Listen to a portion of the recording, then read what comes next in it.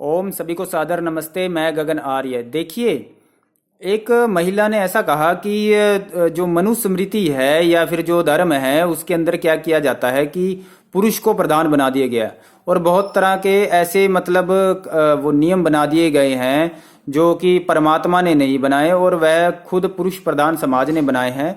और जिसके द्वारा क्या किया जाता है, महिला को एक तरह से छोटे दर्जे का बता दिया जाता है और पुरुष को बड़े दर्जे का बता दिया जाता है। और कहीं तो ऐसे होते हैं, वो कहते हैं कि ये जो नियम बनाए गए हैं एक तरह से महिला को दबाने के लिए, तो कई तरह के ऐसी चीजें मतलब बोली जाती हैं। देखिए, ऐसा है, पहली बात तो पुरुष की ही हमेशा प्रधानता होती है। पुरुष की जो पुरुष है, जो लड़का है, उसकी ही परिवार और समाज में प्रधानता होती है। ठीक है ना। महिला की कभी भी प्रधानता नहीं होती है, पुरुष की प्रधानता होती है हमेशा। ठीक है ना। महिला जिस घर परिवार में जो प्रधान बन जाएगी, ठीक है ना, जिसमें कहते हैं कि जिसमें जनानी की चौधर चलती है, उस घर परिवार में कभी भी धर्म नहीं होता है, वह घर परिवार कभी भी धार्मिक नहीं होता है। ठीक है ना। और क्यों, इसका कारण क्या है? क्योंकि मैंने पहले ही आपको बताया, महिला जो होती है वह भाव प्रधान होती है, इमोशनल होती है, वह भावनाओं में आकर काम करती है। वह जब भावनाओं में आ जाएगी, रिश्ते नातों की बात होगी, तो वह उसको ये नहीं पता होता है कि वो धर्म के अनुसार चल रही है या अधर्म कर रही है। ठीक है ना। उसके अंदर बुद्धि की प्रधानता नहीं होती है, भावनाओं की प्रधानता होती है। परमात्मा ने उसको बनाया ही ऐसा है, इसीलिए उसको पुरुष के अधीन रखा जाता है। विवाह से पहले पिता के अधीन और विवाह के बाद पति के अधीन। ठीक है ना। उसके संरक्षण में रखा जाता है कि तुम्हें पति की आज्ञा माननी है और पिता की आज्ञा माननी है। तो इसीलिए जिस घर परिवार में पुरुष की प्रधानता नहीं होती और महिला की प्रधानता होती है, उस घर परिवार में कभी भी वैवाहिक रिश्ता नहीं जोड़ना चाहिए। वह घर परिवार धार्मिक नहीं है, उस घर परिवार में स्थिरता नहीं है। ठीक है ना। और दूसरी बात क्या कहते हैं, ये कहा जाता है कि ये तो पुरुष प्रधान समाज ने बना दिया ऐसे नियम कि महिला जो है ऐसे चलेगी, महिला वैसे चलेगी।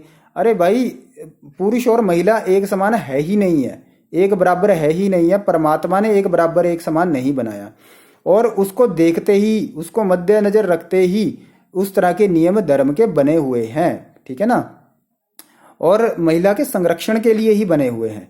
ठीक है। और एक महिला ने कहा कि वो क्या घर में झाड़ू पोछा लगाएगी, तो क्या पुरुष झाड़ू पोछा क्यों नहीं लगा सकता?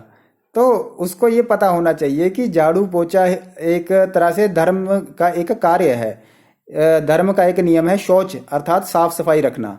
ठीक है। आंतरिक साफ सफाई रखना और बाहर की साफ सफाई रखना, अर्थात घर की भी साफ सफाई रखना। अब घर की जो मैनेजमेंट है वह महिला के हाथ में ही होती है, पुरुष के हाथ में नहीं होती। पुरुष का काम घर से बाहर होता है और अर्थ को मतलब पैसा कमाना होता है। ठीक है ना। लेकिन महिला का काम होता है घर को संभालना। अब घर को संभालेगी तो साफ सफाई महिला ही तो करेगी, पुरुष थोड़ी करेगा। ठीक है ना। तो एक तरह से धर्म को ना जानने की वजह से, चीजों को ना जानने की वजह से इस तरह की चीजें जो होती है बहुत सारी महिलाएं बोलती हैं। ठीक है ना। एक महिला ने यह भी कहा, एक लड़की ने, वो लड़की कहती जी विवाह करना किसी का निजी मामला है। ठीक है। लड़की विवाह करे या ना करे ये उसका अपना मसला है, वो करना चाहती है कि नहीं कर। देखिए, ऐसा नहीं होता है। कोई भी माता पिता है वह कभी भी ये नहीं चाहेंगे कि उनकी जो बेटी है वो अकेली रहे। अकेली कभी भी लड़की को नहीं रखा जाता। ये एक बहुत ही जरूरी नियम है, याद रखें। कभी भी अपनी बेटी को, लड़की को कभी भी अकेला नहीं छोड़ा जाता। ठीक है ना। वह किसी ना किसी पुरुष के संरक्षण में रहेगी, उसके अधीनता में रहेगी। ठीक है। या तो वह पिता के पास रहेगी। कई माता पिता क्या करते हैं, बेटी को हॉस्टल में छोड़ देते हैं। ठीक है ना। जब उनको अच्छी तरह पता है कि आज का वातावरण ठीक नहीं है, तो हॉस्टल में छोड़ना या घर से बाहर छोड़ना उचित नहीं है। ठीक है ना। वहां पर क्या होता है, चरित्र खराब हो सकता है, लड़की के अंदर दोष आ सकता है। तो सबसे पहली बात तो पिता के संरक्षण में रहेगी विवाह से पहले। और जैसे ही 16 वर्ष की आयु हो जाती है तो फिर वह क्या करेगी, उसको क्या किया जाता है, उसको पति के संरक्षण में रख दिया जाता है, पति के अधीन रख दिया जाता है। ठीक है ना। महिला को, लड़की को कभी भी अकेले नहीं छोड़ा जाता। तो इसीलिए जो लड़कियां कहती है कि भाई शादी करना, ब्याह करना ये तो किसी का निजी मामला, लड़की करे या ना करे, ऐसा नहीं हो सकता। शादी ब्याह करना वह पिता की मर्जी के अनुसार हो सकता है, पिता की आदेश के अनुसार ही हो सकता है। लड़की ऐसा नहीं कह सकती मुझे विवाह नहीं करना, क्योंकि उसका शोषण होगा समाज में, अकेली रहेगी। और दूसरा, भाव प्रधान है, भावनाओं के आधार पर चलेगी। कोई भी व्यक्ति जो है वो उसका मिसयूज कर सकता है। ठीक है ना, लड़की का मिसयूज करेगा, उसका शोषण करेगा।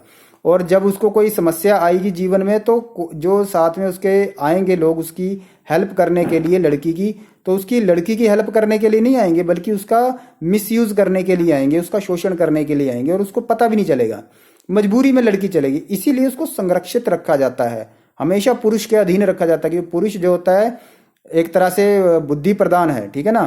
पुरुष सही गलत को समझता है, वो कभी भावनाओं में आकर फैसले नहीं लेता है और उसकी आज्ञा के अनुसार ही महिला को चलना होता है। तो समाज में हमेशा पुरुष की ही प्रधानता रहती है, पुरुष की ही प्रधानता रहेगी, ठीक है ना। जहां पर पुरुष की प्रधानता कम होगी वह समाज टूटना शुरू हो जाएगा। जैसे आज के समय में आप देख रहे होंगे कि भी लड़का लड़की को एक समान कर दिया, बेटा बेटी को एक समान कर दिया और गलत तरह के कानून बनाए जा रहे हैं, जिससे क्या हो रहा है कि समाज में अव्यवस्था ही बढ़ेगी। कभी भी जो क्या कहते समाज जो है व्यवस्थित तरीके से नहीं चल पाएगा, ठीक है ना। ओम, सभी को सादर नमस्ते।